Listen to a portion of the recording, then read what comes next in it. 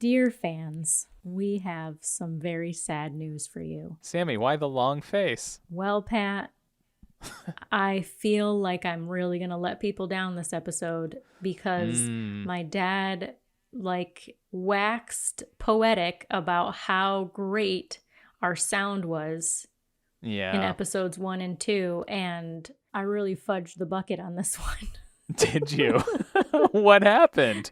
What happened? Well, Pat, you know me and things. I know you and things for sure. I mean, I feel like I'm pretty technologically savvy, but... You're pretty good most of the time. When it comes to microphones and things having different audio inputs, outputs, and all these doohickeys. All these newfangled devices. Yeah, I guess, I think maybe I had switched computers. I think this was when my computer that I had been recording on died, and I had to switch to a different computer, so I didn't have... I record my audio using GarageBand, and I didn't have my correct GarageBand set up.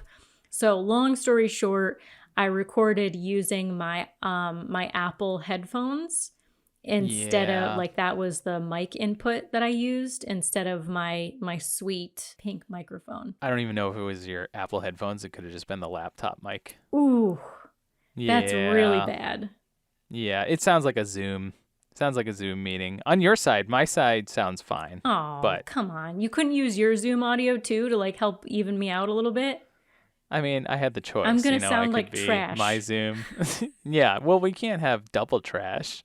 Double trash doesn't equal it out. Yeah, but at least if you have double trash, you don't know that one other person is better. And this is why at the beginning of every episode now, before we start recording, we check what my input is.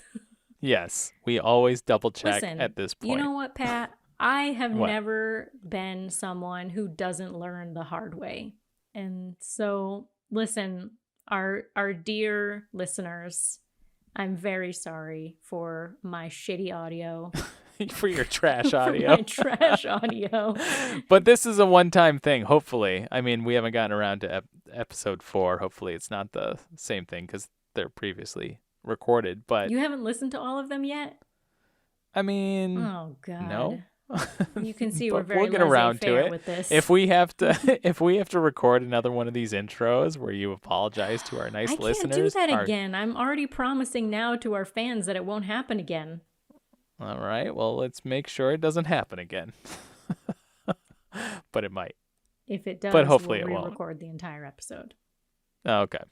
No. I have it on record that you said okay. I'm going to edit that right Damn out. it. Cut it out. So, all right. Hopefully it's not too terrible where your ears bleed and you want to murder us and not give us 5 stars. But please understand that we are new at this. I'm new at this.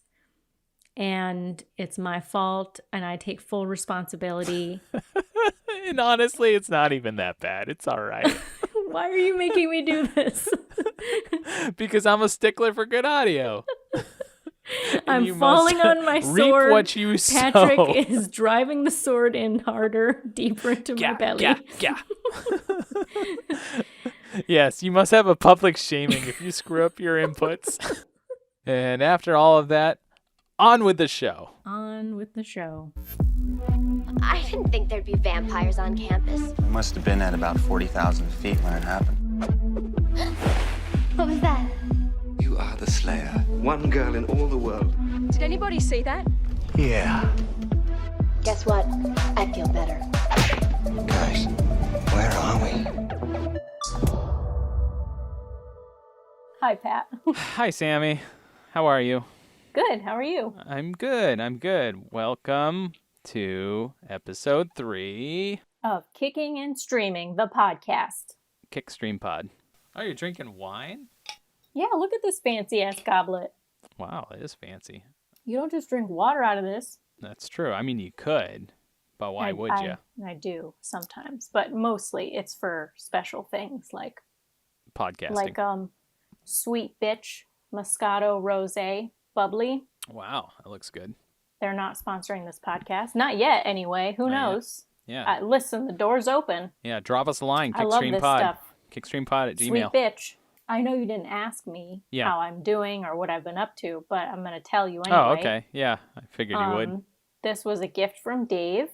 Yesterday, we picked up our marriage license. Ooh, congratulations. So, thank you. So I was like, I feel like we should have, something to drink afterwards. And what better than a rosé that's called Sweet Bitch?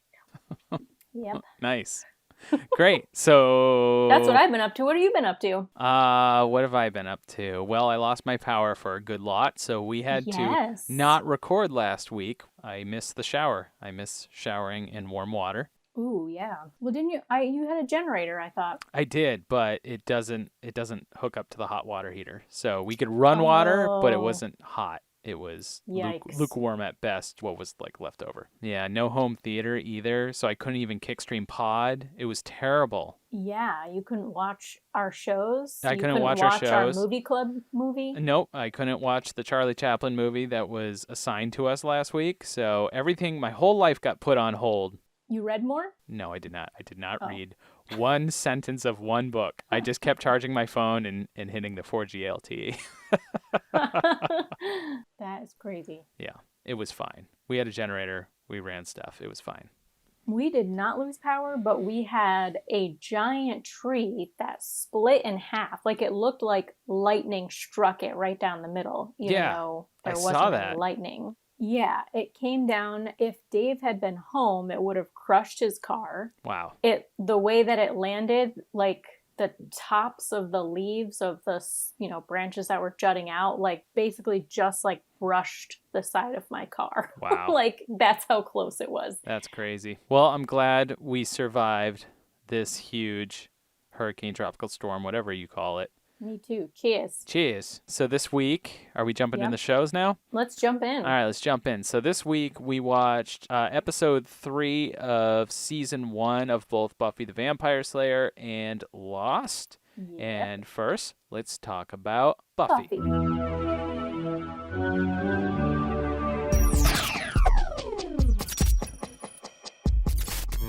Episode 3, season 1. Original air date, March 17, 1997, St. Patrick's Day. I was in 7th grade. I was not even 10 years old yet. So you were in 4th grade? Fourth grade? Yeah. Okay. That's right. That's gotta be right. All right. Anyway. Yeah. So, written by Dana Rest. Oh, Dana. God. I'm not going to be able to pronounce anything. Thank you so much. What'd you just screw it up? I said Dana. Dana? For sake. Maybe it is Dana. You don't know. Dana Reston, directed by Stephen Cragg. Cragg. In episode 1, your longer-term prediction was that the Master was going to he's looking for fresh blood to get stronger. Probably at the end of the season, Buffy will have to face him, and you predicted that will be the season finale. Then last episode, you said that the Master's going to get some sort of reinforcements. He was going to pull them from the blood well or alternate dimension or portals and build up an army because he now knows that Buffy is not to be trifled with. Okay, so my reaction to, after seeing this episode, The Witch, is I see what Buffy's doing. I mean, Buffy as the show, not the character. Uh-huh. This. Well, do you want to say this yet, or do you want to hold it till we talk about the plot? Okay. I'll say one quick thing, and then we'll talk more about it. Okay. So this story of The Witch is very much... It's just witch. You keep trying to put a "the" in front of things. It says The Witch. No, Episode it's just 3, witch. The Witch. Well, I mean, I'm going off my notes, but it says The Witch on my notes, which I wrote, but I trust my notes. I trust my dictation. Go to IMDb right now. I'll just trust you. Okay, it's a witch. Yeah. So, really, there's no "the." It just seems... There was no "the" in front of... I guess it's more... the Hellmouth. No, and welcome to the... You just said welcome to Hellmouth instead of welcome to the Hellmouth. And No, I said it right? Didn't I add the? No, you said welcome to Hellmouth. No, and it's welcome to the Hellmouth. So you're taking the from welcome to the Hellmouth and you're putting it in witch. That's what's happening Don't put right now. the in my Hellmouth. Don't put words in my mouth. Yeah, so what I was going to say is this episode 3, Witch, is very much, this is like when the X-Files would go off the beaten path for the story, and they would sort of they would call them Monster of the Week movies. Oh yeah, or Monster of the Week like shows. So it'd be like there'd be a main storyline arc, which would be like a bigger thing. And I see that Buffy sort of following in its footsteps, doing sort of the same thing. Like, yes, there's this thing with the Master and the Reckoning and the Harvest and all this stuff, but then on the side we got all these other little things like the Witch. Yes. Or Witch. 100%. So they would call it Monster of the Week, like you're saying, and then the Big Bad. The Big Bad. I feel like that probably was a writer's room thing, like what they actually referred to them as. Mm-hmm. Probably, I don't know if that came around in the first season. Maybe it didn't come around until later, but yeah. And it's funny because now, like we have a Buffy board game. It's a deck building game, and it's kind of the same thing. Like they have a Monster of the Week, a Big Bad, and then you also it's a fucking hard game. Dave and I have played it like 5 times and beat it once. Wow. It's really hard. Wait, so it's a board game, but you guys play together like cooperatively? Yeah. Mm-hmm. Oh, that's fun. Okay. Yeah. So anyway. So let's go into the show and what happens. So we open in the library. Giles is telling Buffy that she can't be on the cheerleading squad. And speaking of cults, he refers to cheerleading as a cult, which I love. By the way, side note, did you know... You were a cheerleader. I was once a cheerleader. I see, as soon as I started watching this episode, it popped in my mind, and I said, I think, for some reason, Sammy was a cheerleader. And I was like, I think it has 100% to do with this show. No, No, it doesn't actually. Oh, wow. Okay. I'll get into this a little bit more slightly later in the episode, but so when I got to middle school, my dad was like, "Okay, you have to play a sport," quote. And the sports that were available at my middle school were basketball, and I'm 5'2" now as an adult. So back then, I could see you dunking. Like if you really put your mind to it. I did dunk as a cheerleader on the top of the triangle, on the top of the pyramid. Wow. I mean, so you know what? That's still dunking. Still dunking. It counts. Yeah. But I'm small, so basketball wasn't going to work out for me. I had tried soccer and like summer soccer league or something at some point, like soccer camp, and all of the other kids. I went on the first day. All of the other kids could bounce the ball off their heads. And I couldn't, so I quit. What is that something? Oh, you mean like if the ball's flying through the air and then... Like, you know how you can like bump it? You hit it, right? They call it hitting it? I couldn't do that. All of the other kids could do that, and I couldn't because I had never fucking played soccer before. It just would hit me in the face or go around, whatever. Like, I just didn't have the aim to bump it. Shut up. Or were you some kind of soccer superstar? Absolutely not. I skateboarded. I was the anti-sport person. Yeah, and I was the girl who hung out with all the skateboarding kids. Oh, of course you were. So I became a cheerleader because that was literally the only other thing that you could do. And I did it for 6th grade and then 7th grade, and then I quit because I was like, fuck this. I'm not cheerleading. This is bullshit. Yeah. All right, so then we cut to what is setting up to be a witch's sacred space with a bubbling cauldron and Barbie dolls that, they seem to be some sort of voodoo doll type situation. Yeah. So then we go back to Sunnydale High. Cheerleader tryouts are taking place, and Xander gifts Buffy a bracelet that says "yours always," which she's like kind of raises an eyebrow about, but he's just like, oh, they all say that. He just sort of like brushes it off. Then we're introduced to Amy, who Willow seems to know, and who claims to be training 6 hours a day with her mom, which is crazy. Right. That's too much training for cheerleading. Too much. So then Amber, who is a girl who's trying out, her hands light on fire during her tryout, and Buffy tackles her. Spontaneously. Combusts. There's no fire happening. Yes. This isn't a, what do you call the fire twirling? Hibachi. Oh. This isn't hibachi. It's not fire twirling either. This is not hibachi or this is fire not twirling school. Benihana, okay? No. They're not making the onion volcano. Volcano. It's Yes. the best part.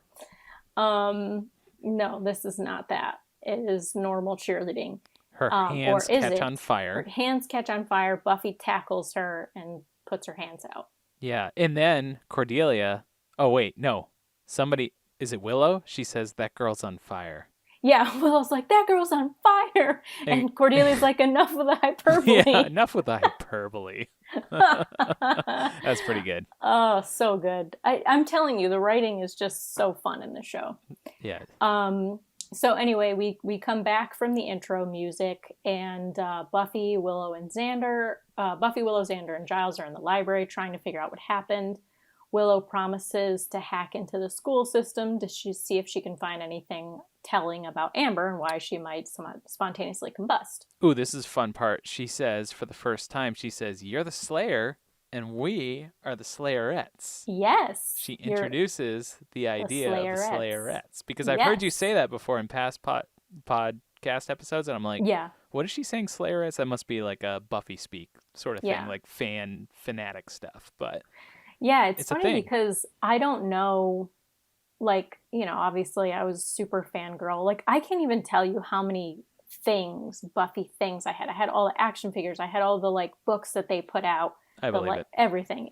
And, like, now I'm just sad that I'm like, I don't know what happened to all that stuff. It just makes me depressed.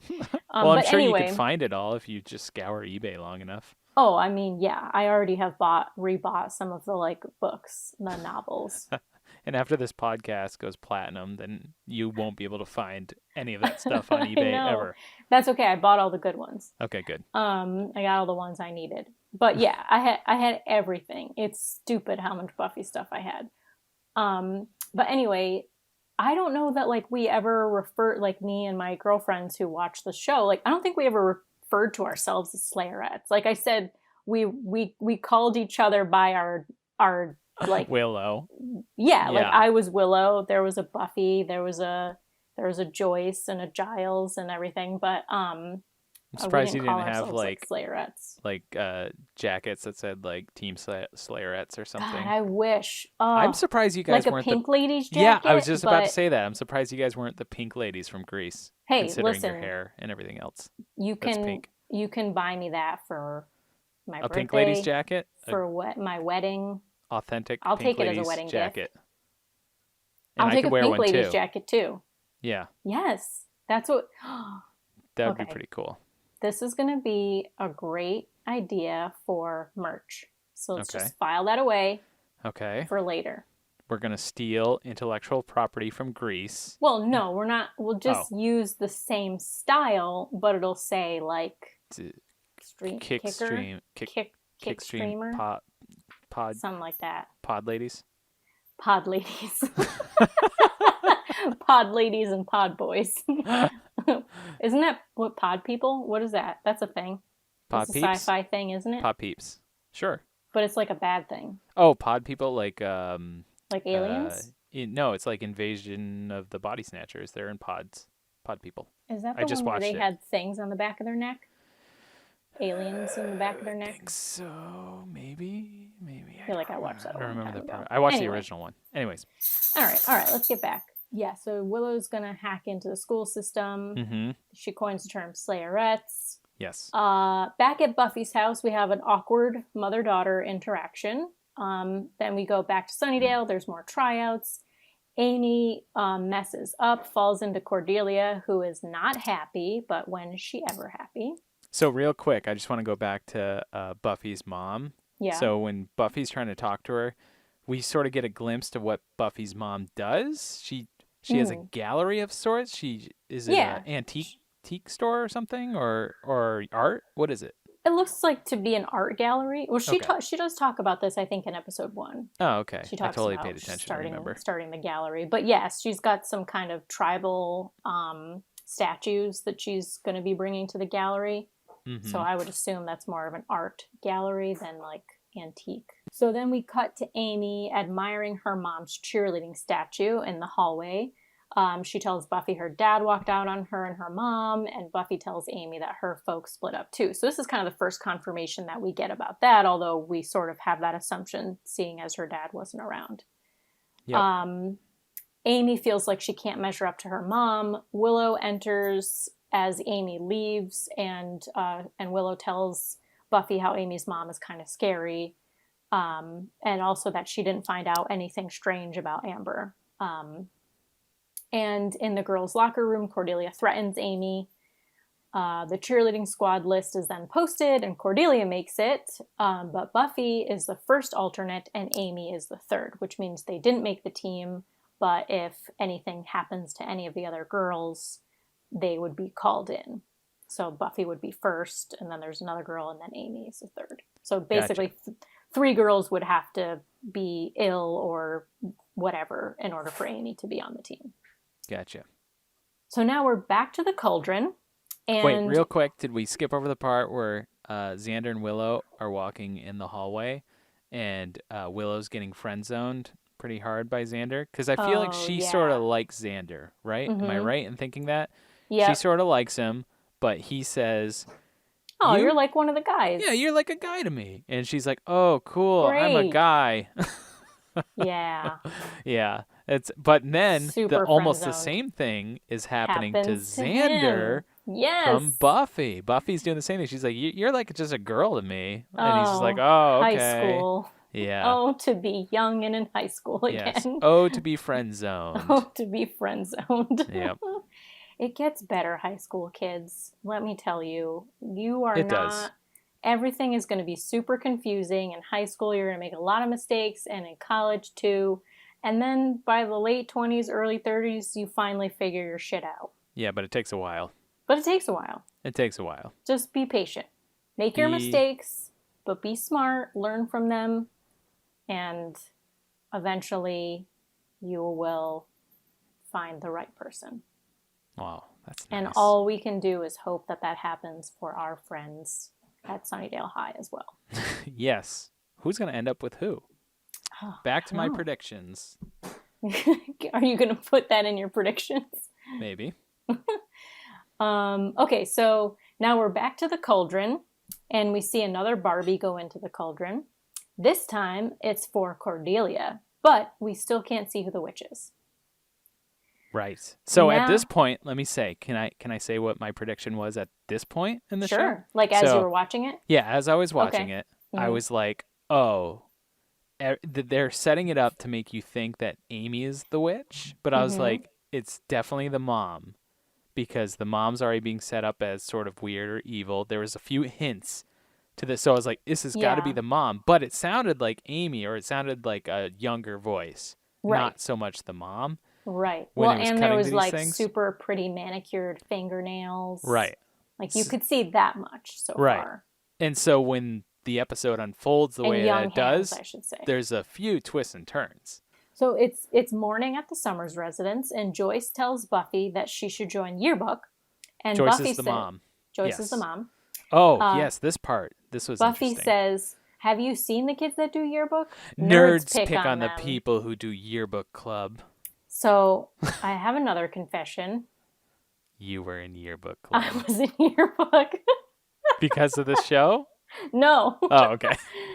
I don't think so. I always attribute to whatever your choices as a young person were to this show. I mean, that is fair. Definitely. It's fair. Well, I mean, we're not even at like the best part yet. Oh, like the biggest contribution, I think, to my life. Boy. But no, I mean, she's making fun of the yearbook kids. So no. So I thought this was a bit judgy of Buffy. I did too. I was like, very judgy, Buffy. Yeah, and she's normally not very judgy. Right. Like, she's sticking up for Willow. Move. Yeah, she's sticking up for Willow. Right, who you could totally see being on the yearbook club. Right. But then I was thinking, well, maybe it's just her lashing out at her mom. Like, she's just saying something. Because like you definitely have that, like even if your parents trying to be nice and like bond with you, you definitely still have that urge as a teenager to like put them down.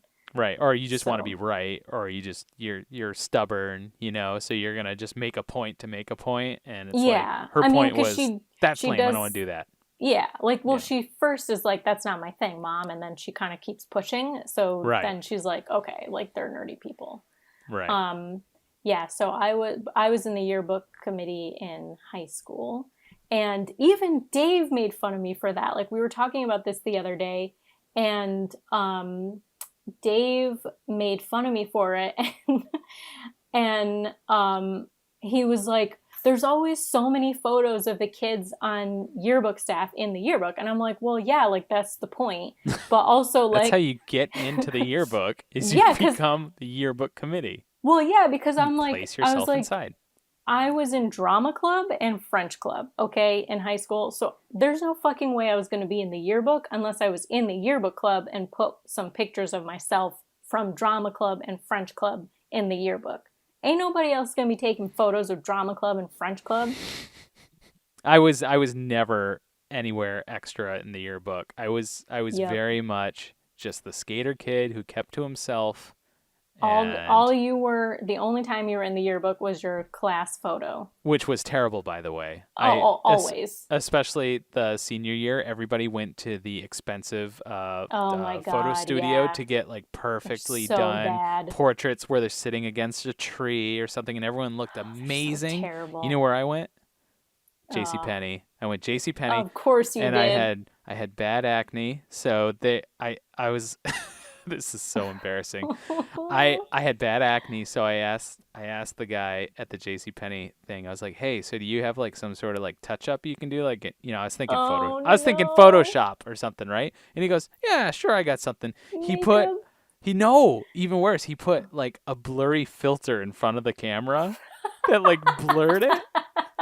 So it made it look just even like worse. Up the camera. It is the worst. Yeah, it is the worst picture. And I got it to them late because for whatever reason, I was just late at handing everything in. So they had already like placed out the whole yearbook. So they just stuck me at the end with all the kids who didn't have photos, where they were like mugshots. They were like mugshots, and then it was my shitty JCPenney photo. It was so terrible.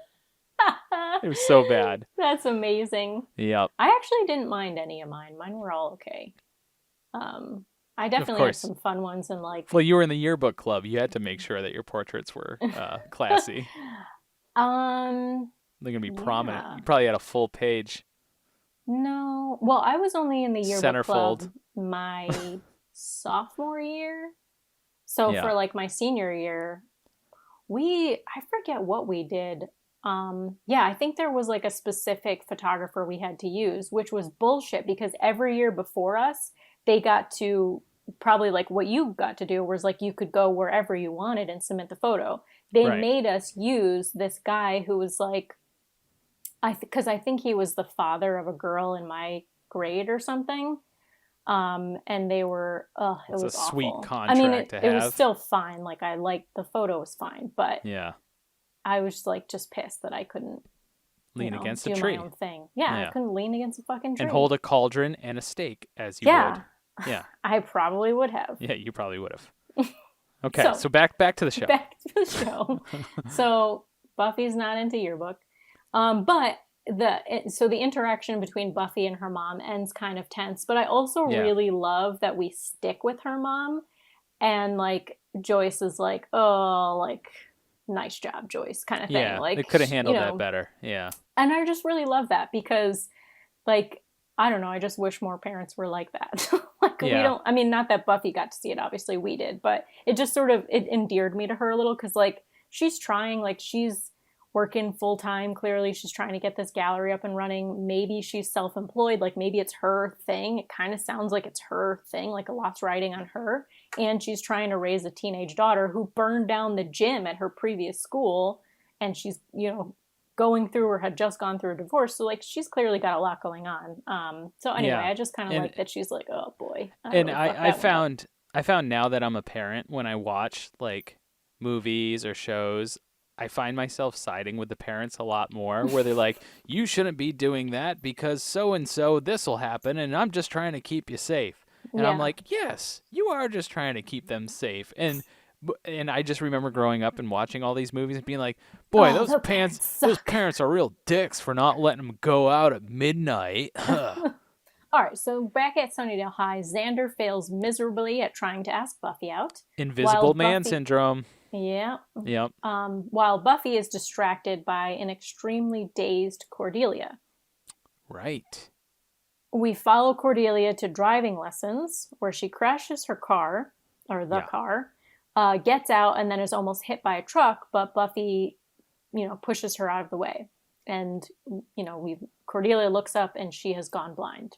Right. And the thing that's about to hit her is a UPS truck, and that guy is flying down the street. He did not stop. He did not hit that brake. Beeping at her. Yeah, no. Nothing. I thought that too. I was like, it's kind of messed up. He doesn't even Well, for a minute there, I was like, well, maybe he is also blind. Also blind, or maybe. But why would you still be flooring it if you were blind?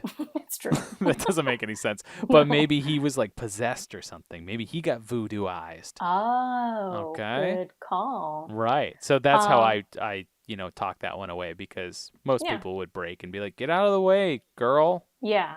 Yeah. Did you have driver's ed at your school? Your high school? It was next to the school. It wasn't at my school, but it was a separate company, and it was terrible.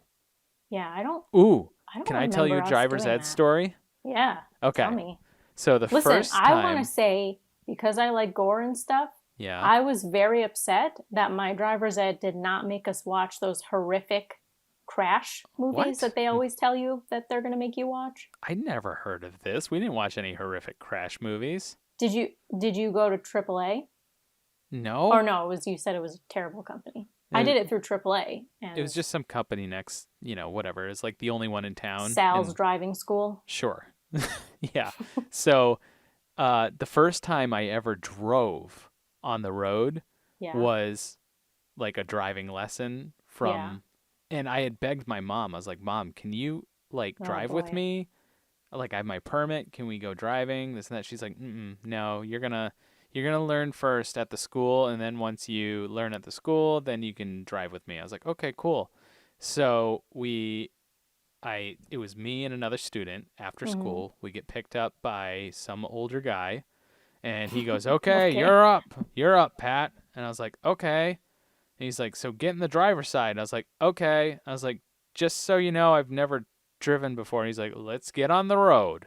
And I was like, okay. He's like, let's get on the road. I was like, okay, how? Where do I sit? I didn't know how to put the thing from park to drive. I knew nothing. Okay, so I had didn't even know how to put your seatbelt on. It was an automatic. Mm-hmm. I had both feet on both pedals. Oh boy! So my left foot was on the brake, my right foot was on the gas. Rookie mistake. Yep. So I'm driving, and I'm doing okay. So he doesn't tell you what to do? He doesn't tell me anything. He just says, let's get on the road. So I go, is this the drive thing? And he's like, yep. So I put it to D, and I was like, okay, I figured that out. I'm doing good. And he told me where the blinker was, over there. I was like, okay. And I'm like, this guy's looking down at his clipboard. He's not paying attention to the road. And then we come up to a red light, and I go to stop, but both feet are pressing down. Oh, no. So the car is it's braking and gas at the same time. It's going, woo, and he has his own brake pedal. It's one of those weird cars. Yeah. So he's also jamming his foot down, but I am flooring it as well as pushing on the brake. And the car was just going, is going right through the red light. And he freaked out. That's when he woke up. And he's like, what the hell is going on? He's like, pull over. I was like, okay. I pulled over, and he's like, what are you doing? I was like, I'm driving. This is driving. I am drive. And then he was like, no, you don't drive with both feet. And I was like, okay, well, you could have told me that, Ralph. I don't know, man. Yeah. So anyways, that was my story for the first time I ever drove a driver's ed. I feel like we had to do in classroom learning before we even got to the cars. Yeah, I believe we did too, but it was nothing mechanical. It was always when it first starts raining, you want to watch out for viscous, which is the when the oil mixes with the rainwater. Viscous. You don't like that word? I don't like that word. Okay. Um. Yeah. So but it wasn't like this is where the drive is, and you only use your right foot. You don't use both feet. Right. I mean, these are good things to know if you've never been in a car before. Yeah, Well, I've been in a car. I've never driven it's a like car. 1 ton of steel. It's a fucking weapon. Like It's a machine. Yeah. Yeah.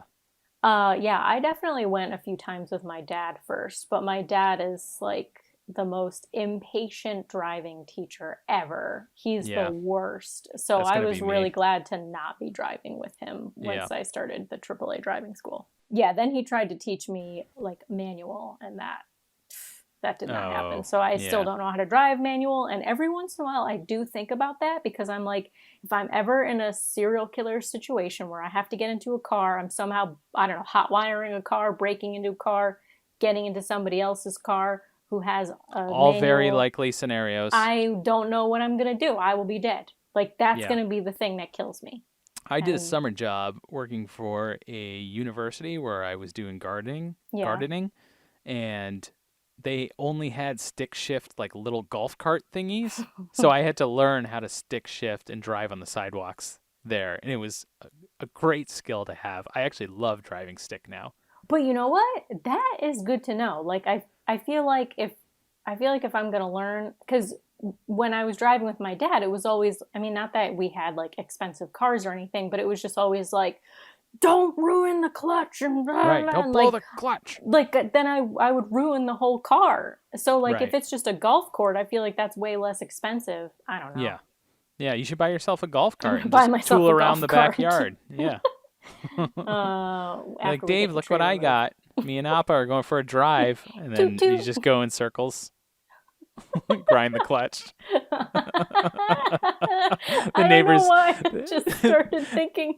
I just started remembering. You probably have one of these, the like little red, little tyke cars. Oh yeah, for we got like 2 of toddlers. Yeah, I just was imagining me and Appa in one of those. You could totally fit in one of those now. No, I don't think I can anymore. Well, you Close, probably could.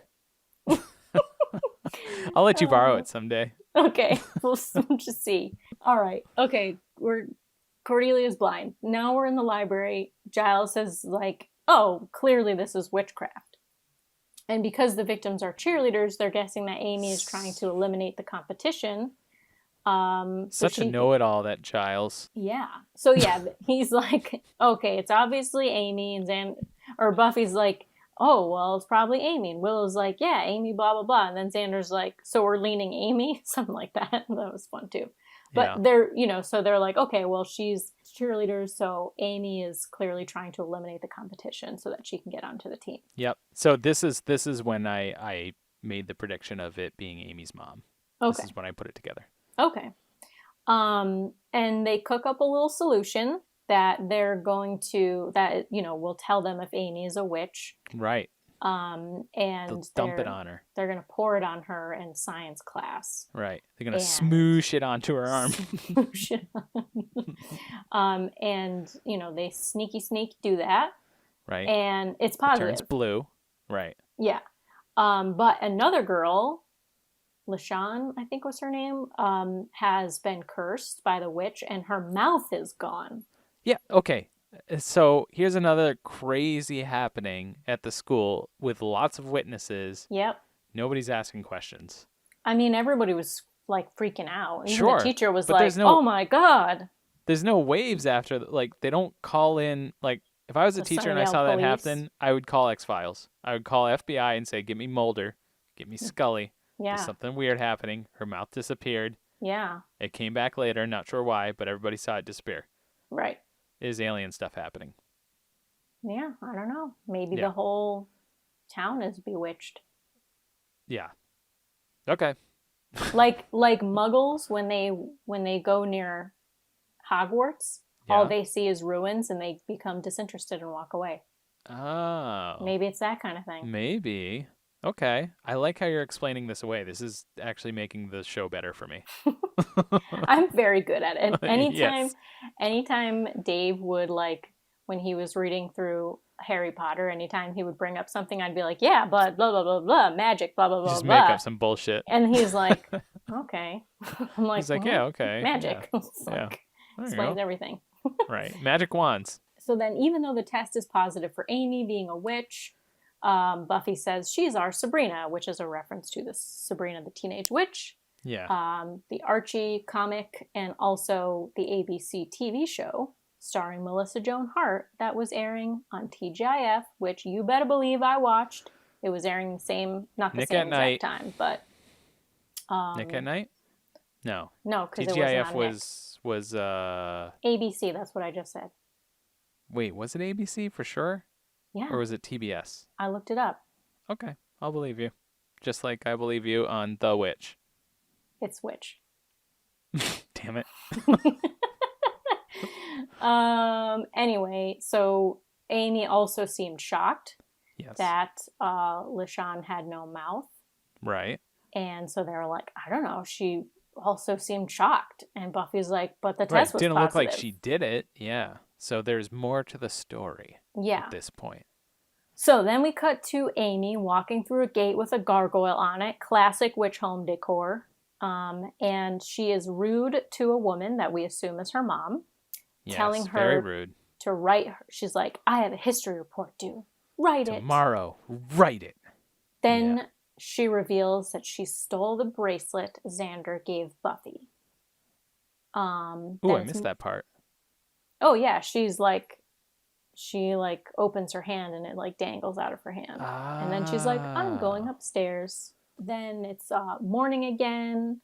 Buffy wakes up and she's unusually perky. She's singing, I want to be a macho man. Macho man. Which she's already macho. This might be my favorite moment of the show, where she goes, she's singing, I want to be a macho man. Ooh, juice. Juice. Ooh, I know. Juice. Yeah, her mom is making fresh this squeezed is juice. the rich writing that you are talking about every week. It is. It's all the little things. The little things. So ooh, perfect. Juice, slurp. So she's, singing, talking to her mom, telling her she's on the squad. She's excited. She also tells her. She accidentally reveals that she's the Slayer. Right. And she just kind of does it in like an offhand way. And her mom's like, are you feeling okay? She's like, I'm good. I was wondering, was that really offhanded? It felt more like forced. Like she's like, I'm just going to tell her. Who cares? I mean, well, to me, like how I view the situation is like it was almost like she was drunk. Like, okay. Yeah. So it's like it's like those things like, because she's enchanted lips, right? or something at this point, right? Yeah. So like she's just talking about things like whatever, not thinking about it, and it just comes out of her mouth. And her mom is like, what? And then Buffy says something and she's like, are you feeling okay? So like classic detached serum. Parent situation. Sure. Buffy is a wee bit aggressive at cheerleading practice, so she accidentally tosses a girl all the way across the gymnasium because she's a macho man. Ridiculous. And then she's immediately kicked off and Amy is called in. Mm-hmm. Just as Xander whisks Buffy away and then she collapses outside the gym. She wakes up and Giles says that it's a bloodstone vengeance spell, that Amy's trying to kill her and they only have a few hours before it does the job. Yeah. So he and Buffy go to Amy's house to confront her mom and get her to break the spell, and then they realize that it's actually Amy in her mom's body.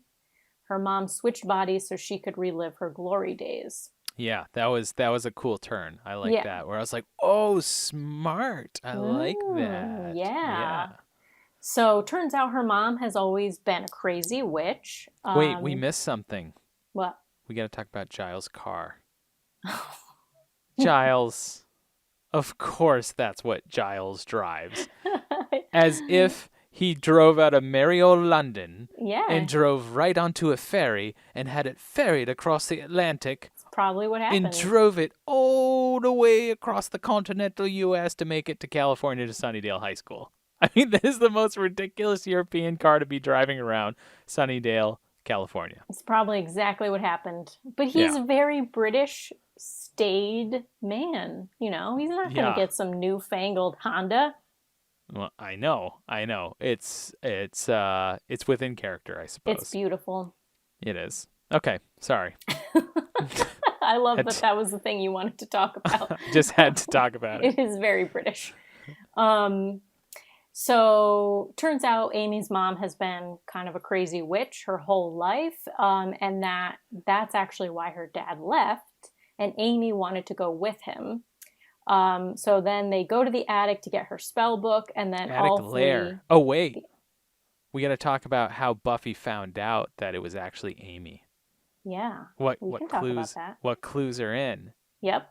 The brownies. Yeah, so when Willow was telling Buffy how crazy Amy's mom was, she was like, yeah, sometimes she just would only eat broth for a few weeks or whatever. And she's like, and whenever that would happen, Amy would come over my house and we would just gorge ourselves on brownies. So yeah, when they get to the house, Amy's mom is eating brownies, and that's how Buffy knows. And the brownies were very underwhelming looking. They were the brownies. They were the like Little Debbie ones. Or yeah, Hostess, they're the Little whatever. Debbie brownies with the nuts. Oh, those like are pre-made. so good. No, they weren't. Like they're not. Good. I don't. They're not put brownies. them in the category of brownies. I put No, them in they're the like category of like, I don't know, fudgy treats. I don't know. I thought they were good.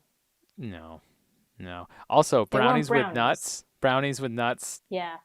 They're not brownies for me. Not into that? No, it's They're nut brownies? It's a travesty to what brownies should be. Brownies, real brownies, chewy. Yep. Chewy with a slight crust around on the edge. I'm Corner into that. brownie's the best, right? Mm-hmm. Throw nuts in it. The nuts are just taking away real estate of which more brownie could take up. Is that right? Mm-hmm. In terms My of math physics? checks out. Yeah. I don't know. I didn't take physics. Because I would fill my brownie with more brownie. Right, but it's still the same amount Less of brownie. nuts, more brownie. Okay. I mean, I'm good either way. Yep. So brownies. So they go to the attic, they get her spell book, and then they all head back to Sunnydale High to break the spell. Amy/Catherine. So Catherine, who is Amy's mom, in Amy's body, catches on that they're trying to break the spell. She tries to axe murder Buffy, but Giles reverses the body switching spell just in time. Right. And Buffy feels better too. Right. Catherine tries to curse her into oblivion, and then Buffy throws a mirror in front of herself so that the spell kind of backlashes off the mirror and hits Catherine herself. Such a smart Buffy move. Super smart. And then, hey, she's stuck in her cheerleader trophy statue. But nobody notices. Yeah, I loved that ending where we actually see... so great. Yeah, her little eyeballs, and it's like, she's yep. It's like, yep. She's stuck in her cheerleader statue. That's what you wanted, Fitting isn't it? end. You wanted to be solidified as the cheerleader. Well, there you are. Catherine the Great. Yep. So this episode to me is very like Freaky Friday meets The Craft. Ooh, great crossover. Yeah. And also, fun fact, Elizabeth Ann Allen, who plays Amy, was one of the actresses who originally tried out to be Buffy. So I kind of love, like, Joss Whedon has a tendency to do this, where, like, he'll fall in love with an actor or actress and may not cast them in the role they originally tried out for, but will keep them around. So he keeps her around, and she's, you know, a lead role in this episode. Right. So I kind of love that. That's cool. Yeah. Yeah. So it was a good episode. I thought this one was a lot of fun. I liked how it was sort of a one-off because we don't focus on the master at all. Right. Like, I'm interested in the master and stuff, but also got a little master fatigue, you know? Right. So you want to see some other dynamics. The witch with a capital the.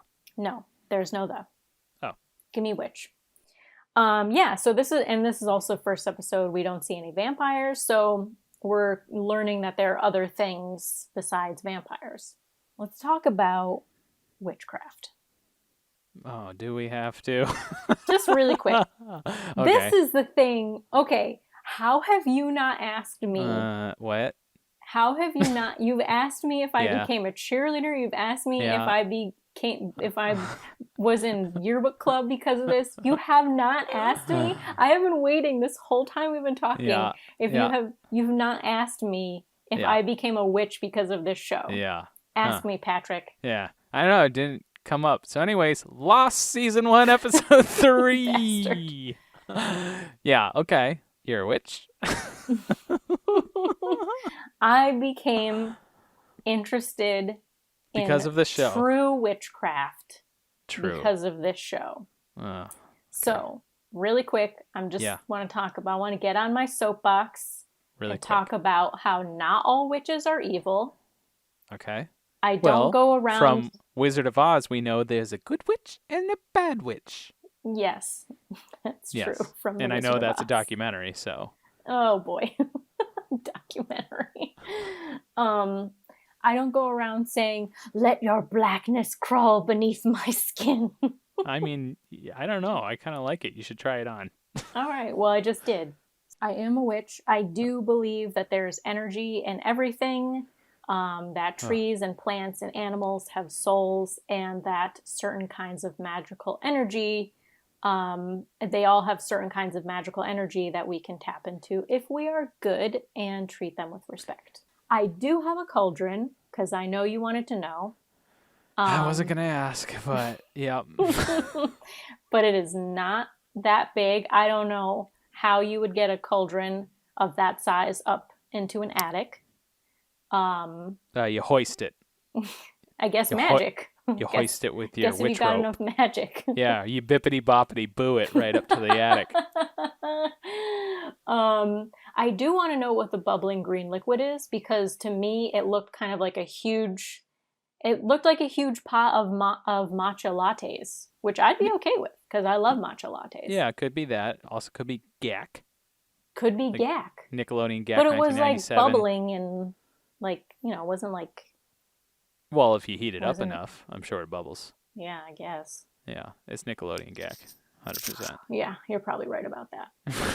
You are probably right about that. Okay.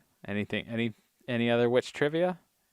No, I just wanted to share my experience of what being a witch is. Okay, even if that's offensive to you, Patrick. It's not offensive whatsoever. I am a person of all creeds, of which they are all welcome in this Kickstream pod. All right, let's talk about Lost. Yes, Lost.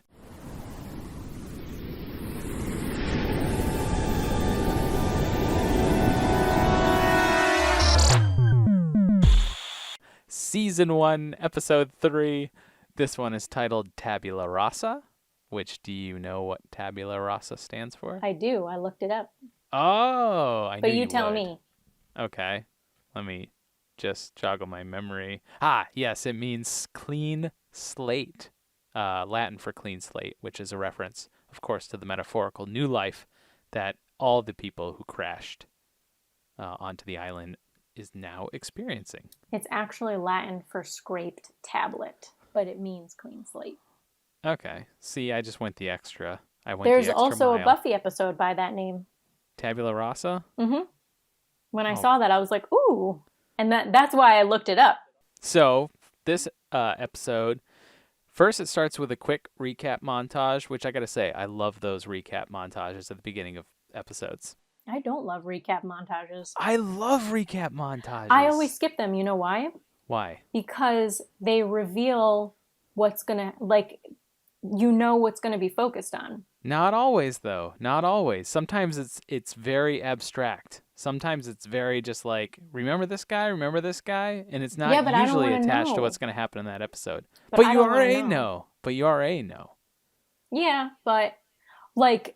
You already know. It's just a refresher. When you're only a couple of episodes in, I don't think it matters as much. But like if you're, say, like 3/4 of the way through a season, and they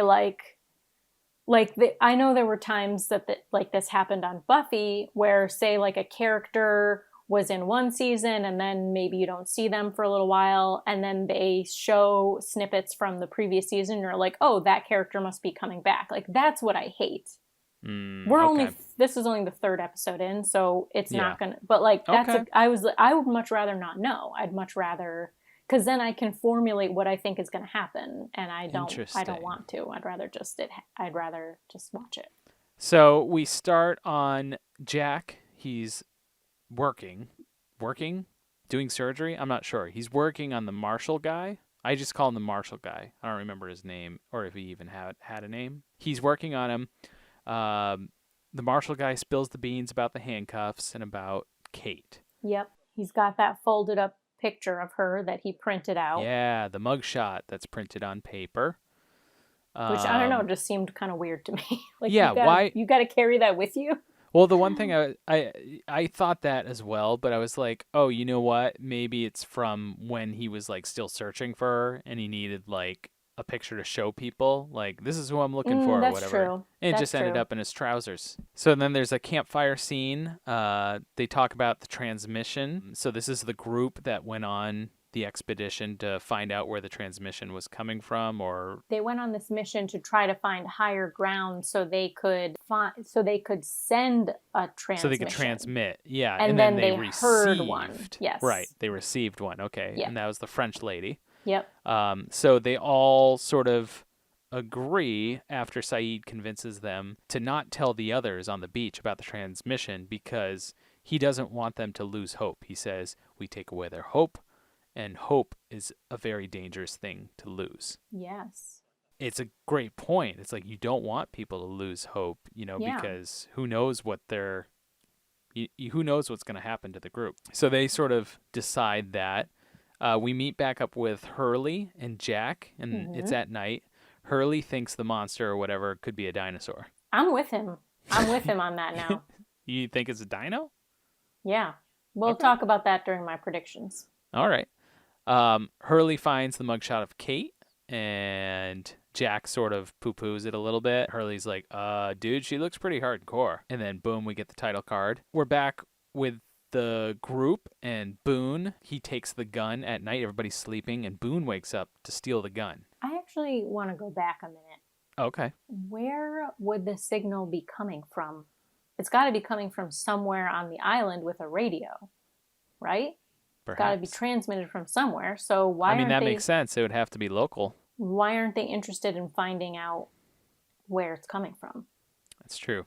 I mean, maybe the island is a good size, and they're just like, we don't have the time or resources to keep walking. But nobody talks about that. It's off scene, off script. Mm. It's between the lines. It's a big thing. Like, if I were in that group, I'd be like, okay, but where is it coming from? Yeah. Because also, for me, I'm thinking, number one, is this girl still alive? Right. Number two, if she has a radio, then let's fucking find her, find where she is, because she might be in some safer place, like some industrial complex building, whatever, right. And they could transmit to get, I don't know, they could try transmitting. I mean, I guess they're like, this has been transmitting for 16 years. 16 years. Yeah. But I don't know. I just feel like they should have been like, maybe we should try and find this person. That makes sense. Where it's coming from. Yeah, I guess I would too. If I was with them, I think that would have been a priority. But also, I think they're sort of freaked out about the island too because of the, whatever's happening, the crashing through the woods That's exactly why I would be like, where is this coming from? Is this coming from if this has been transmitting for 16 years, is it the same message that's been transmitting for 16 years? Yeah. Or is she still saying it right now? Right. And even if she's, no matter what it is, where is it coming from? Because this place might be a safe haven that the monster can't get into and could be safe for us. That's why, that's where I would go. Makes sense. All right. I'm with you on that. Also, I just want to say how much I hate Sawyer. Oh, I know. Fucking hate. He is the epitome of all things that I hate. He's misogynistic. He calls Saeed Al Jazeera. Yeah. Charlie corrects him. He like, said, Al Jazeera is a network. It's a network, yeah. He's racist. He's overconfident. He's douchey. He's just, I hate him. Yeah. I hate him so much. Which just means he's going to be fucking there forever. I really hope he gets eaten. I cannot with him. Yeah, I know. So they end up giving Kate the gun at the end of the scene where they're all arguing. They think that for whatever reason, they think Kate is the best person to handle this gun. And they don't know. They don't know, but boom, we flash back to Kate in a barn. Yep. And we find out she is in Australia. Sorry, She's I just want to say one more thing. Yeah. Mm-hmm. I think it would be helpful, and maybe this does start happening, but I think it would be helpful if they told us what day it was since the crash. Okay. Like just the beginning, like 4 days just like on the since beach, crash. how long they've been there, yeah. That would just be helpful to me. Yeah. I think you have to figure it out because I think they jump around a lot too. Maybe that would figure it out. So we flash back to Kate in a barn. She's waking up. She's met with a shotgun in her face from a farmer, Australian farmer. Mm-hmm. And can you do an Australian accent? Good day, mate. It's really good. What? You almost dropped into London. What you doing in my farmhouse? No, that's London. Yeah. Yeah. Shrimp on the bobby. There you go. You're back in it. Look at this. Crocodile Dundee 1 second. Anyone and you're who's chimney listening sweep from the next. Australia, I'm really sorry. Yeah, we do apologize for our extremely offensive accents this episode. I am much better at... What were the other ones we did? Let's blame the pink rosé wine. Yes. Sweet bitch. Yeah. So Annie, she says her name is Annie. So do you think her name's actually Annie or do you think it's Kate? I don't know. That's a great question. But then she said she was lying to him later. Well, here's the only reason why I think it might be Annie. Yeah. Because she's the one who had the gun. And there's a song called Annie's Got a Gun. I like where your head's at. So, she gives him a story about her walking. Like she's like, I'm just walking around, and he's like, you like farms? Or she says, I like farms too, or something like that. Yeah. She's just making shit up. We find out that the farmer's wife is dead, and he needs help, working around the farm to make wages, to pay his mortgage. mm-hmm. Find out he is a lefty because he lost his arm, and I thought that was a great character beat, just like adding more layers to this character who we don't really spend that much time with, but it makes it a real character. Like they could have easily just left the whole arm thing off, and like it wouldn't have mattered one iota. But I just like that they added that little detail in that fleshes out the character a little bit. Yeah, that's nice. Fleshes it out. So the group. So we're back onto the island, and the group comes back to the beach, and they all lie to the others. Saeed takes charge as sort of a leader of sorts, and he organizes 3 groups to delegate tasks. And I thought to myself at this point, I was like, that's really smart to do because I feel like people like, especially, and I mean, just, very topical to talk about this now, but people in times of just any time really, they need somebody to look to. They need some sort of leadership. They need someone who acts like they know what they're doing. Yeah. And to say, okay, we got to do this, we got to do that. Let's organize. Let's do this. Let's do that. And people respond to that. Yeah. So I thought that was a really smart move. And that's where I was like, oh yeah, that makes sense to not really be like, somebody's been transmitting on this island for 16 years and nobody's ever answered the call. So we're probably here forever, you guys. Like that would have been bad. Instead, he was like, the radio, it doesn't quite work, but we're going to try fixing it up. And then hopefully, we can get it working. But until then, let's do this. Let's do that. Like you group over here, you do this. And it's like, oh, wow, that's a good way to handle. Yeah, I thought about this a lot, and I'm not sure where I stand with the tell them or not tell them thing. The lie. Because like, I don't know, generally I try to be a very honest person. Right. Sometimes to my detriment, I guess. But but I just, I mean, I think there were probably a lot of people who would just sort of give up, and then right. And then, the people who haven't given up are probably going to be carrying the weight of the people who have given up. Yeah. So I don't know. It's a tough thing. But then like lying, and this is one of the reasons why like I'm just someone who tells the truth, is that lying pretty much always comes back to bite you in the ass. Or if you forget and slip up, like then you've got to maintain this lie. And now they've got a lot of people who need to maintain the lie. And we see already that Kate is not. because she's telling, what's his Jack. name? Jack. Yeah, she totally lets She that cat out of the bag very quickly. Yeah. So way to go, Kate. What happened to that circle of trust we had up in the mountain? I mean, I knew that was going to happen, but like, her and Jack have like a thing. Yeah, but just like, you know, it's going to get out. And then the people who were lied to are going to be more pissed. So I just feel like it's going to come back and backfire. Right. So that's why I'm just like, you know what? I don't have the just energy. Just get the truth out. I don't have the energy to try to maintain a lie. Like. Right.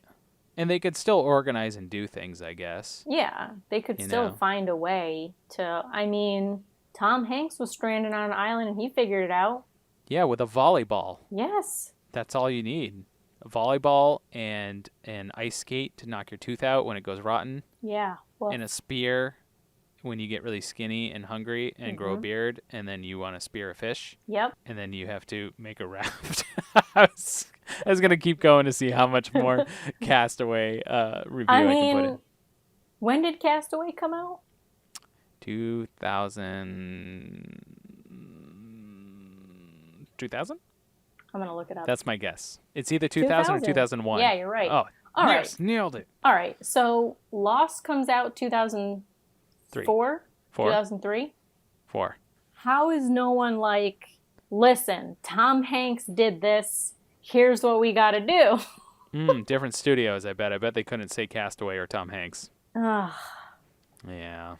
Then they could have been like, hey, I saw this movie on the plane about a man who was stuck on an island by himself with a sports ball. But he was also in another movie where he was a kid and then grew older because he wished on a Zoltar machine that he was... Can't say Zoltar. Larger. I can't say bigger. So larger. Larger. Can't say Zoltar. Fortune-telling machine. Fortune-telling machine. I saw one of those in Vegas, by the way. I saw one in L.A. I was starstruck. Yeah. Yeah. I was like, Zoltar, the real one? And I'm like, no, there's probably 1,000 of these.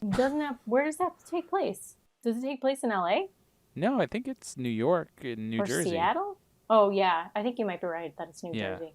Yeah. Yeah. He was also in a movie where he was a veteran and he played ping pong and then he ran a lot and then he really liked chocolate. Right. And you never know what you're going to get. Yeah. Yeah. Right. There's a lot of hints that they could have dropped, but it probably would have taken up a lot of screen time and probably wouldn't have been worth it. And also they would have been off the island lickety-split. This is why we're not executive writers on shows like this. I could never write a horror film. Yes, you could. You couldn't? Well, I could, but it would be like not the traditional one. It would be like a Joss Whedon twist. Joss Whedon, if you're listening, please. One day there was witch. Oh, Jesus. Not the witch. All right, let's get back to Lost. Kate links back up with Jack. We already talked about that, but she tells Jack, she's like, I need to tell you something. They walk together. Kate tells Jack about the signal transmission and the distress call from the French woman. And he just like doesn't even seem to care. He's like, whatever, I gotta fix this guy who's dying. He's out of breath. He's like, Kate, this guy, he's got a fever. That's pretty much what he says the whole episode, I feel like. Why is he always out of breath? Because he's always running. He's a runner. He likes to run from person to person. He's trying to help. I just kept running. We're back. So she asks about the marshal with shrapnel in his side, and it gets a little tense because Jack sort of knows that they have a connection. Yeah, he knows that she's the convict. That she's the one in the mugshot, at least. Yeah. Mm-hmm. So she asks if he said anything. Jack answers no. Again, a little bit of a lie there. He's like playing this game where he's trying to let her tell him the truth. Right. He's like, I'm going to let her come to me and tell me, when she's ready or whatever, even though she could be a killer. Who knows? Mm-hmm. So Hurley asks Jack about what Kate said. He asks about mugshot. Jack says, it's not my business, not my problem. And then Hurley's like, we'll just let Johnny Fever take care of him when he gets better. Meaning the marshal who's sick and dying, he's probably never going to get better. So Hurley's being like, oh, okay, yeah, great. Yeah, nobody's going to take care of her. Like, let's just totally forget about her, right, Jack? Sawyer and Jack find each other in the airplane because Jack is looking for medicine for the marshal. And Sawyer, like the dickhead he is looking for Playboys. He's looting. He found some Playboys. I don't know if he was alcohol. looking for them, but he found some alcohol. So they're in the plane together, and they have a good conversation. I like the conversation because basically Sawyer is like, how many pills are you going to fix him up with? And Jack's like, as many as it takes. And Sawyer's like, you're not looking at the big picture here, Doc. Yeah, I mean, this is one place where I kind of agree with Sawyer a little bit. Me too. It's like, I wrote in my notes, good points, all caps. Yeah. Because it's true. He's acting like they're still back in civilization where you can get this medicine whenever you need it. This might be the last medicine that they ever get on the island. Right. And this guy's most likely going to die, and Jack's just going to keep pumping it into him because that's how he's trained. That's, as a doctor, that's what he knows to do. Yeah. Yeah. But Jack also knows now that the transmission didn't work. Right. So they're going to be stuck there. Right. So, yeah, I do think he's making, I mean, it's hard to call it selfish, but he's making a short-sighted. A short-sighted, yes. Yeah. Decision. Yeah, he's not thinking about the big picture, just like Sawyer I said. just am mad that it had to be Sawyer to tell him that. So we get subtitles for the Korean couple for the first time. Yep. And he tells her that she's filthy and to go wash up, but also that he loves her. Yeah. So that's interesting. Yeah, so it's like, oh, is there a cultural thing here? Wash up, you disgusting bitch. Love you. You know, interesting, that couple. It's interesting, you know, because you're not sure what to think about what their situation is. I don't like it. That's what I think. You don't like it? I don't like it. So Charlie is connecting with all the characters, it seems. Charlie, he connects with Claire, and they have a laugh. Because she's so cute. She makes a joke about men, and then he says, yeah, who needs men, right? Bloody useless. And she laughs, and they have a good time on the log together. Cute scene. Super cute. Hurley and Kate meet for the first time. Hurley knows about the mugshot, so it becomes an awkward encounter. It's really adorable. Yeah, very awkward. And then she turns her back a little bit, and he sees that she has a gun, and he stammers, and he runs away, very scared. Kate gets real close to the marshal's face. And I was like, what's she doing? What's she doing? That's I was like, too close. She gonna drop a peck on this guy's forehead? Like, or miss drop you, a love deuce. You. What? I was not. What? Who says drop a peck? Drop a deuce is way more likely that you would say. You think that Kate is going to drop a deuce on the marshal's face while he's dying? He's choking on his own vomit. I thought you were going. He is. Yeah, she doesn't like him. He has a death fever. Here's what I think about you. Oh my God. It is so vile. Okay, no. She was going to. Oh my gosh. No, so she gets real close to his face, and I thought for sure it was going to be the jump scare where he wakes up. I did too. We get the whoosh sound effect, right? We go back. So we're back in Australia again. She's hiding her wages in a tin can, and the farmer notices. He says, what you doing that for? Yeah, I thought she was like stealing from his reserves at first. Right, yeah. Like, I thought she was don't know what the deal was. So she said, I got trust issues. Yeah. And she's packing up. He catches her that she's packing up after 3 months, and she's leave. leaving. Yeah. And she apologizes. So does he. He says, I apologize too.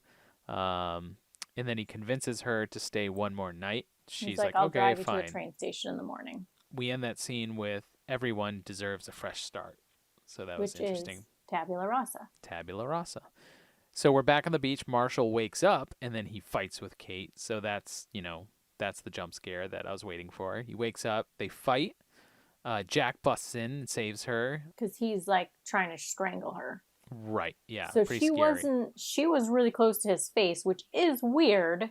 Yes. But she didn't actually do anything. And then, yes, he wakes up and is, like, death gripping her neck. Right. When Jack busts in, I'm sure he's thinking, like, is she trying to kill him? Because he knows the backstory a little bit. He knows a piece of the backstory.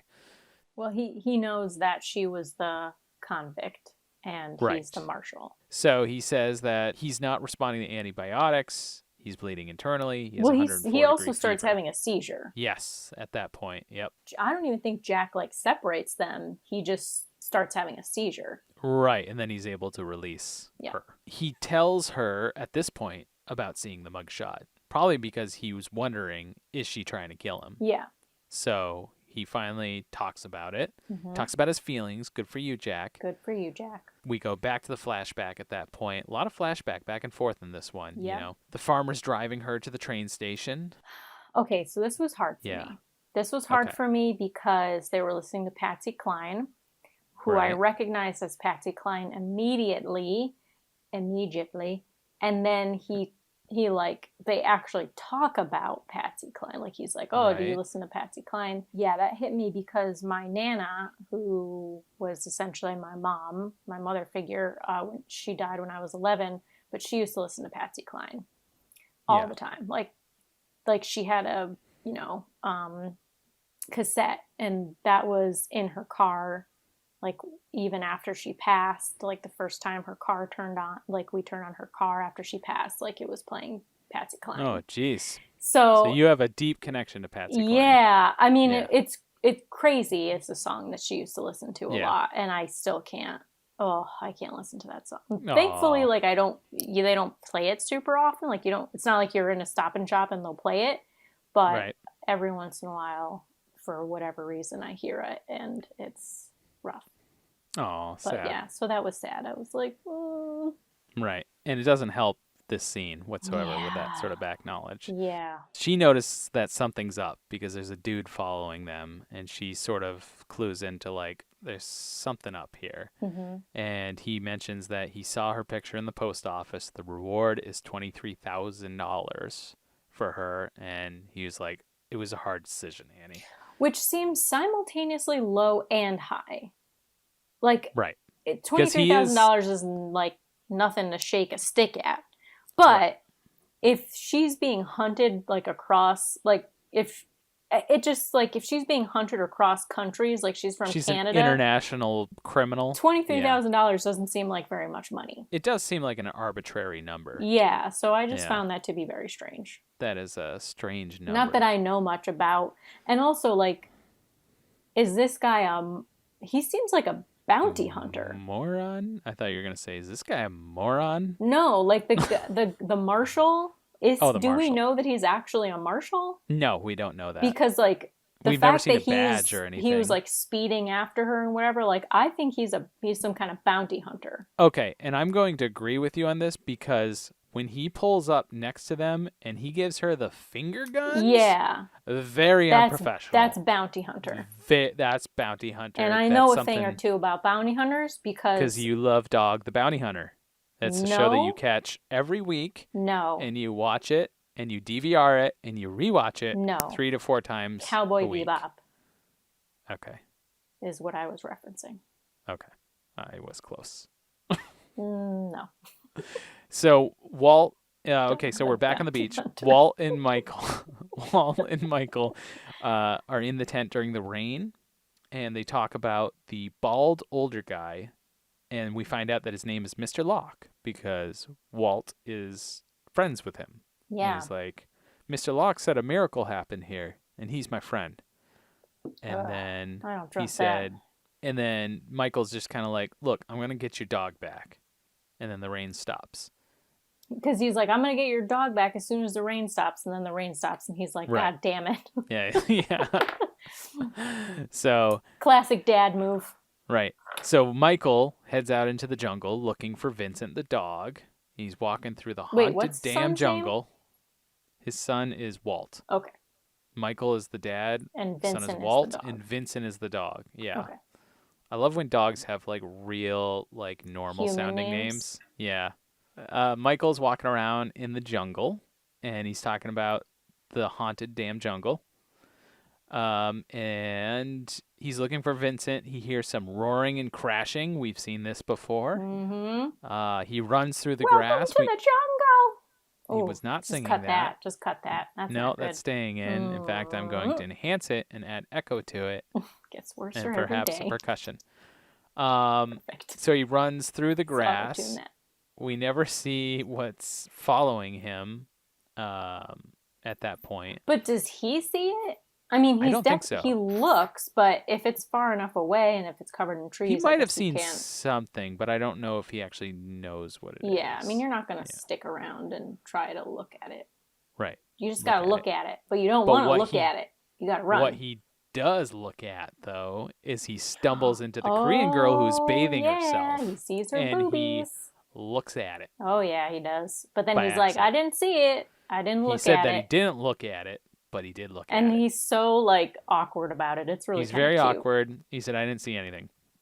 And then he just kind of stands there. He, like, hands her, like, cardigan or not. Right. Her tank top. Right.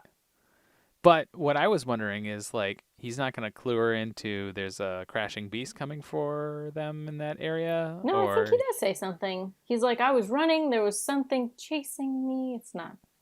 He says something like that. He says something, but I think he trails off, doesn't he? Yeah, well, I mean, her boobies are right there. Right. Then we find Charlie. He's stumbling around on the beach, and he runs into Locke making a whistle. And he sits next to him on a log, of course, as you do on the beach here in Lost Island. And he tries to attempt to have a conversation with Mr. Locke. He tries, but nothing really comes of it. He tries mentioning to Mr. Locke that he was in a band, and Mr. Locke just keeps whittling away. Oh, Charlie. So this is where the marshal guy... Or bounty hunter guy. Let's call him bounty hunter guy. Let's call him Dog.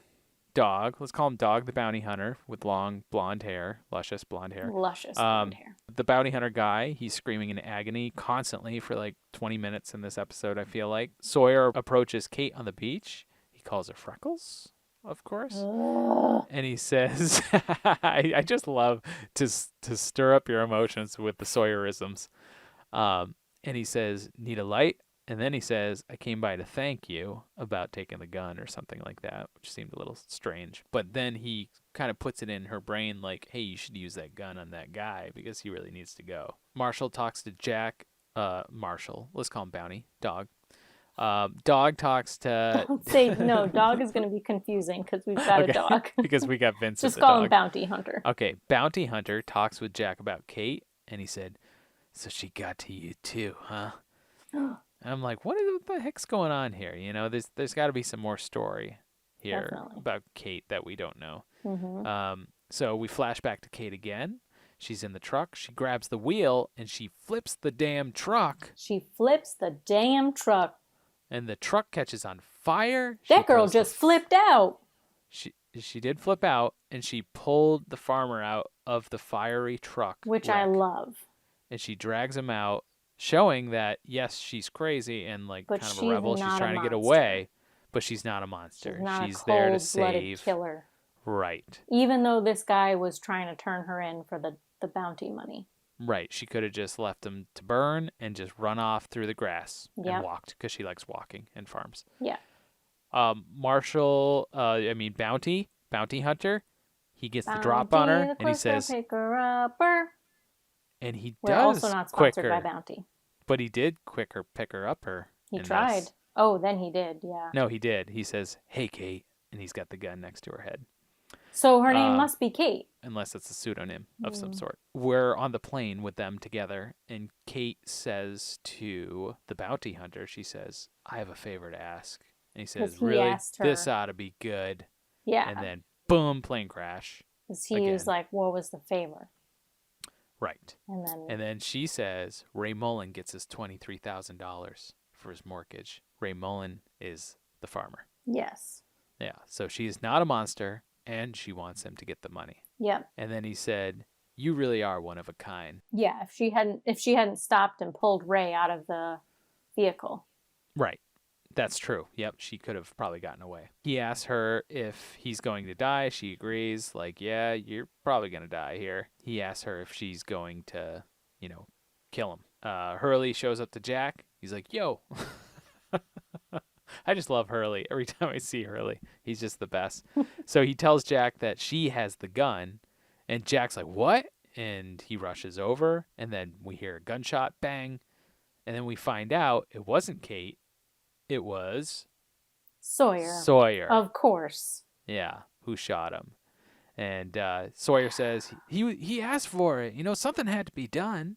Yeah, and he shot him in the heart like a fucking idiot instead of in the head. He tried to shoot him in the heart at least. Yeah. And he missed. He hit his lung, perforated his lung. Great job, Sawyer. You're a real fucking prince. And of course, he's only got one bullet, so it's not like you can redo it. Sawyer kind of like walks off onto the beach and he tries to light a cigarette and he just can't. He can't with the nerves.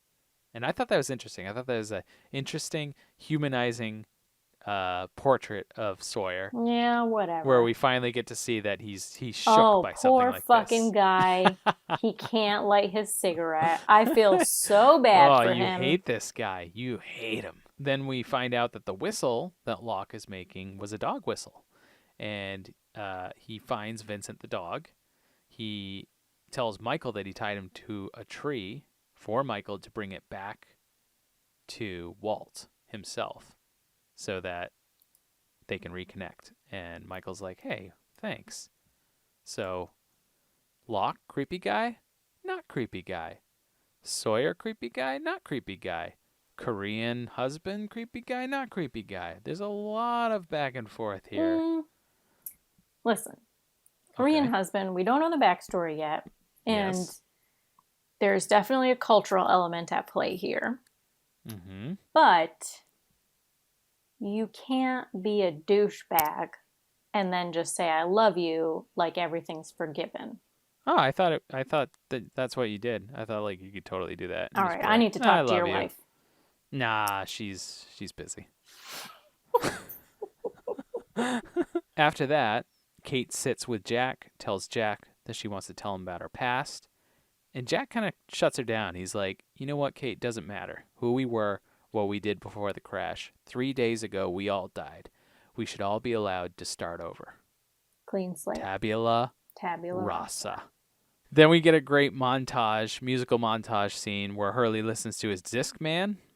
It's slow motion montage of characters, just characters being positive humans to each other. Yeah. Totally great. Right? Handing out sunglasses. Everything's wonderful. Saeed's throwing fruit to Sawyer, Walt gets his dog back from Michael. The music's swelling. It's really good emotional part of this episode. I was hit pretty hard emotionally with this. Cheap editing tricks. Slow-mo, that didn't get me. That didn't get me at all. Well, you're just cold and dead inside. Me, I got warm little center. How dare you? There's the witch. It's coming out. I was just telling you about how I was practically crying because of the truck with the Patsy Cline. We just get different emotional swells is all. Wow. Rude. Wow. So rude. So and then the whole episode ends with Locke watching from afar on the beach, and the camera slowly rolls around to his face, and the music sort of fades out and turns a little ominous, I would say. Yeah, definitely. And then it just sort of fades out on his scarred eye and face, and then good episode. Yeah. What do you got for predictions? First, we got to talk about our favorite moments. Oh, okay. Favorite moments of Buffy. Favorite moment of Buffy. I mean, Macho Man. Ooh, Juice is pretty good. I think the mirror trick is really good at the end. Yep. I really like the trophy. Her getting stuck in the trophy at the end was good. There's a lot to choose here. A lot of fun stuff. One thing we didn't talk about is Amy, or Amy's mom, as Amy, she force chokes Xander like a Jedi. Yeah. Mm-hmm. Or like a Sith Lord from Star Wars. Sure. That was pretty scary. cool. Guess what? I feel better. Smack. Good moment. Mm-hmm. Mirror spelled. Yeah. I'm gonna go with UPS truck almost hitting her. Were you hoping it would hit Cordelia? Is that why it's your favorite moment? It's kind of like one of those things where it's like, it kind of suck for Cordelia, but Cordelia kind of sucks. So either way, we're kind of winning here. That's how I feel about Sawyer. What's your favorite moment? I usually just write down, I have a couple of quotes. So I think probably I don't know, these are all really good. So Buffy saying, when Amy's talking about how she trains with her mom 3 hours in the morning, 3 hours in the evening. Yep. Buffy says, that much quality time with my mom would probably lead to some quality matricide. And then Xander, this is like one of the most quotable Xander quotes ever. I laugh in the face of danger and then I hide until it goes away. Mm-hmm. And then also when he says, first vampires, now witches, no wonder you can still afford a house in Sunnydale. Mm-hmm. I love that. And then Giles at one point is like, after Cordelia almost, after she's blind, I think it's Giles who says, why would anyone want to, or who would want to hurt Cordelia? And Willow's like, anyone who's met her. Yeah, pretty much. Just which so is the good. truth. I just love how like bitchy Willow can be sometimes. She's snarky. She's snarky, but she's quietly snarky. Like, she just has little quips. Yeah, yeah, I love it. And most of the time, people aren't listening to her when she says them, too. Yeah, because it's like unexpected. Yeah, I like that about her. One thing I did want to say real quick that I forgot to mention earlier is that the acting between the person who plays Amy and also the acting of Amy's mom, when they actually do switch roles, is really convincing. I thought they did an excellent job. You mean when they switch back? When they switch and they switch back. Yeah. And like just seeing them, like, you know who they are, like, in their soul, like, at the moment because of their acting. Like, you're like, oh, she's Amy right now, or she's Amy's mom right now. It's so interesting because like it reminds me, I mean, like, this has happened quite a lot in movie and TV. What, Freaky Friday stuff? Yeah, but like the one that I just remember seeing, I don't know, like a JPEG or whatever, of in the last Harry Potter movie, Deathly Hallows Part 2, how we're seeing Helena Bonham Carter. Yes. Beatrix Lestrange. Yeah, Helena Bonham Carter playing she's Hermione playing Bellatrix. Right. Which is like mind-blowing. Really, yeah. I mean, she's an incredible actress. She's and I thought amazing. that too, because we watched that semi-recently. Mm-hmm. I feel like we watch all of them every year. I love her, yeah. But her in that scene is so impressive. Yeah, so it's like Helena Bonham Carter playing Emma Watson playing Helena Bonham Carter as Beatrix Lestrange. Bellatrix. Yeah. Yeah. So anyway, like, that kind of stuff just always reminds me that, like, this kind of stuff always reminds me of that. But yeah, like, I don't know that ever struck me until watching it this time through, that like the acting, you know, they've got to be really talented and able to switch back and forth. Yeah, that was pretty impressive. Yeah. And now, favorite moment for Lost? I think you're like, there was no favorite moment. I think it was Kate saving the farmer. Yeah. Because, you know, like, I don't feel like, I do not feel satisfied with the backstory we got of her, because we still don't know what she did. Yeah, it was like a hint of a backstory. Yeah, but I do like that she like opened herself up enough. She trusted him enough to like stay at his house, help him out a little bit. And then even when he basically turned his back on her, she still had it in her to save him. So I think that was probably my favorite moment. I think my favorite moment is Hurley on the beach, his awkward encounter with Kate when he sees the gun. I just love that part. I think it's so great. Hurley's such a ray of sunshine in this show. He's great. Is. That's why he reminds me of Dave. And so is Charlie. Charlie's great too. Which episode wins? I'm having a real hard time deciding. I think I know which one for you wins. But for me, I'm sort of on the fence, because I do really like this episode of Lost, mainly because of the little trickles of information. Not a whole lot happens, but you do get to know the characters a little bit more, and I do like that sappy emotional montage at the end. I'm telling you, it works for me. I know it didn't work for you, but it works for me. I think it sometimes works for me. I think I just don't know the characters enough yet. That's true. It's like I'm coming in with a lot more baggage than you are. Yeah. So yeah, for me, again, in Lost, you're just still finding out about people. So you just don't, I'm just not as tied into them as much, not as emotionally invested in them. I was interested in Kate's backstory, but I don't feel like we learned enough, which makes me kind of angry that this will just be dragged out forever. And like, that's what Lost is going to be. Like now I feel like that's what's going to happen.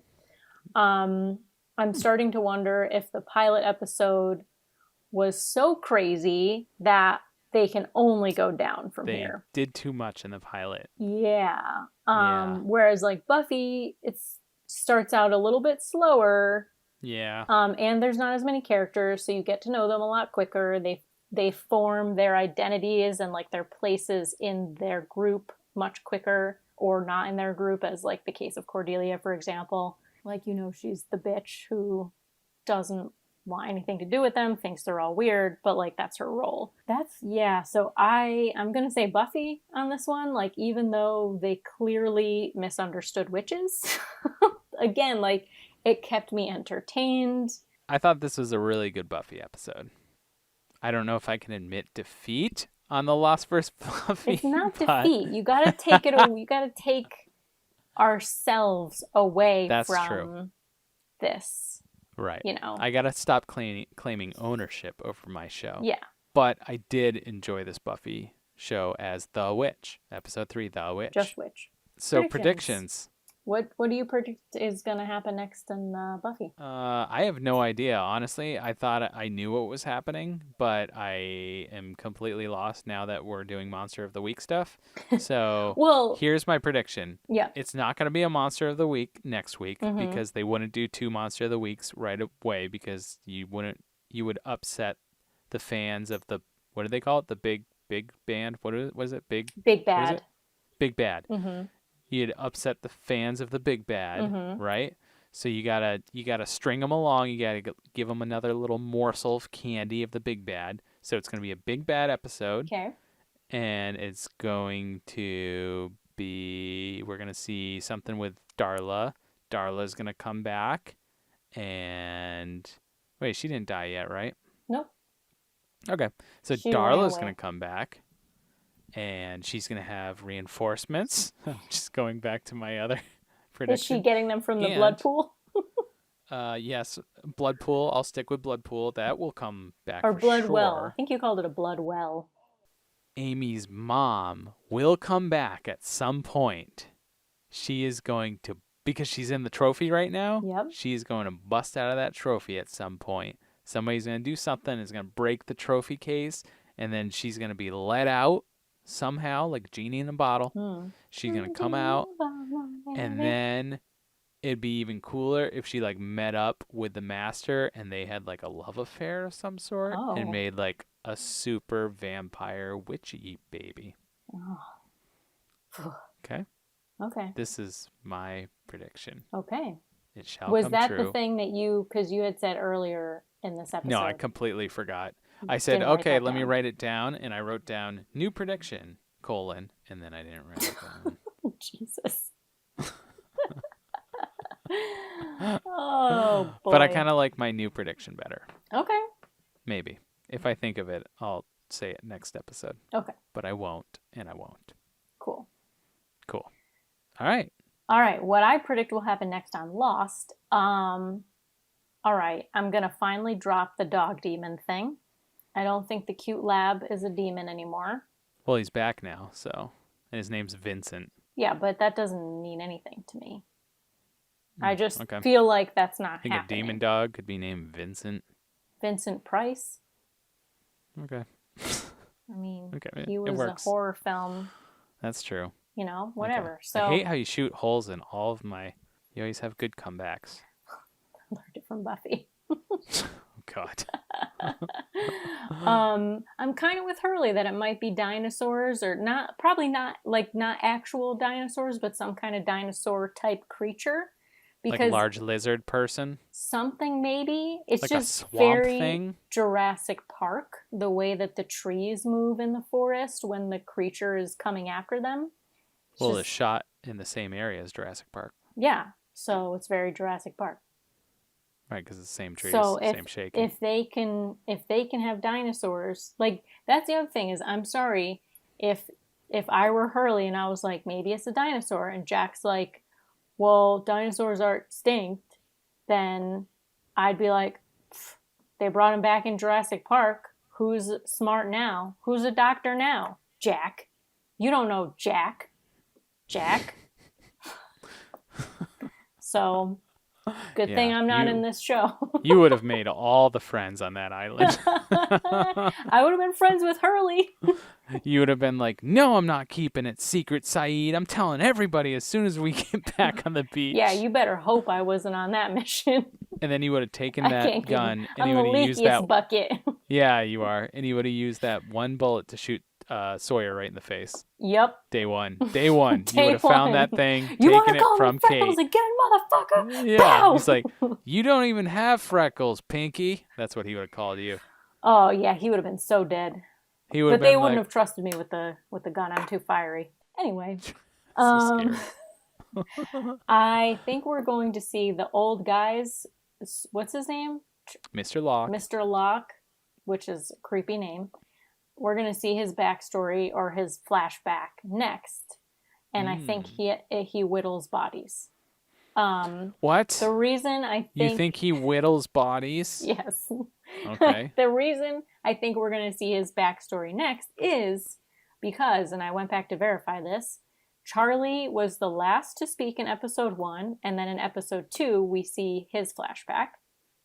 Kate is the last person that we see / focus on in episode 2, and then episode 3 is her flashback.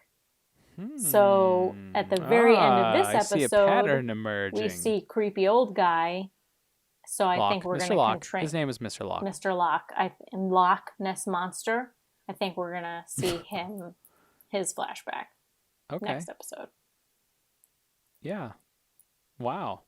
That's sound science so far. Oh, look at me. Look at you. Look at me being observant. Wow. Mm-hmm. Wow. Wow. What else are you reading, watching, and listening to, Pat? Reading nothing, as we covered earlier.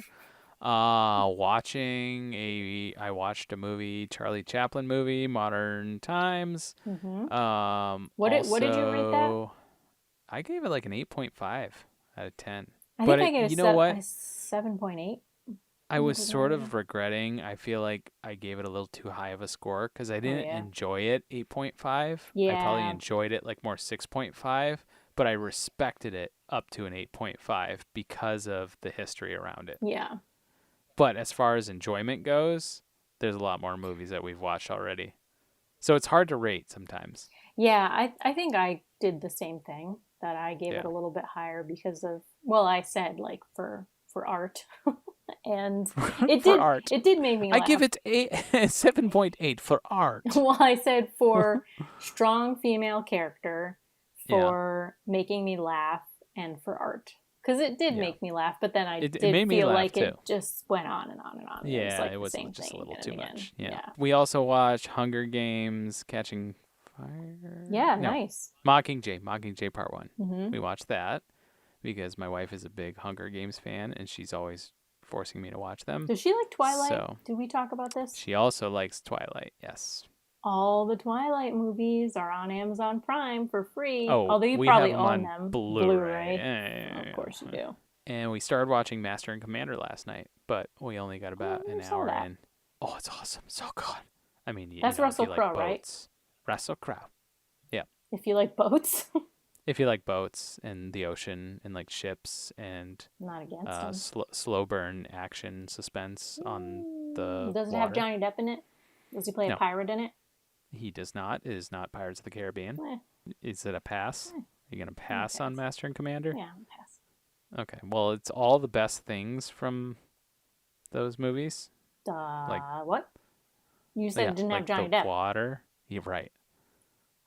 Are you anti-Johnny Depp? No, I kind of like Johnny Depp a lot. Yeah, of course you do. can't hate Johnny Depp. Yeah, he's kind of fun. He's kind of great. I love the Pirates movies. I can't deny that. They're wonderful. They're so good. All right, let's wrap this thing up.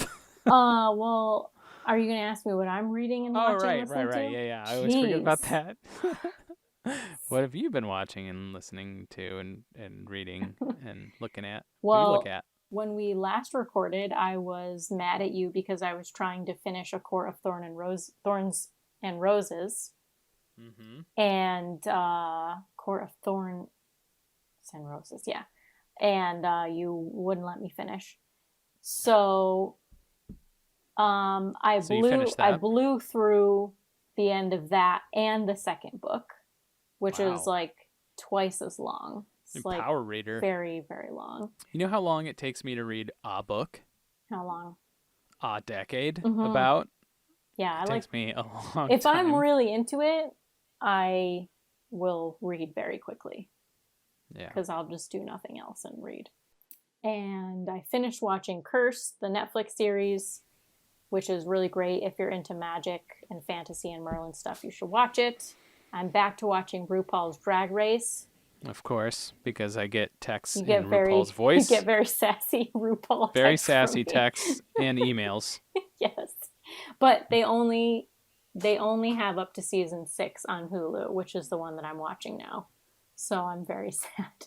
Anyway, you should tell Amy about A Court of Thorns and Roses. A court? A court of not like a quart, like Quart. Like quart, like a quart of cheese. No, like a quart of milk. No, like Court. Like Cortland apple. Nope, like a court, like a king's court. Like a cord, like cordless phone. You know what? I'm just gonna tell her. Why don't you send me a link? Message her. There you go. Why don't you just link or something? Yeah, great. All right, good episode. Good episode. So till next week, keep kicking, keep streaming, keep potting. Like potting plants? Podding. Like potting plants? Podding? No, like you're in a pea pod. Oh, like ordering pea pod because we don't want to go grocery shopping. It's my own medicine I'm choking on. This is why we're friends. So you can listen and subscribe to this podcast on Apple Podcasts, Spotify, and Stitcher. Well, you can follow us on Instagram, Facebook, and Twitter at KickstreamPod. And send us emails, but please no spoilers, to kickstreampod@gmail.com. Always remember that streaming is better with friends.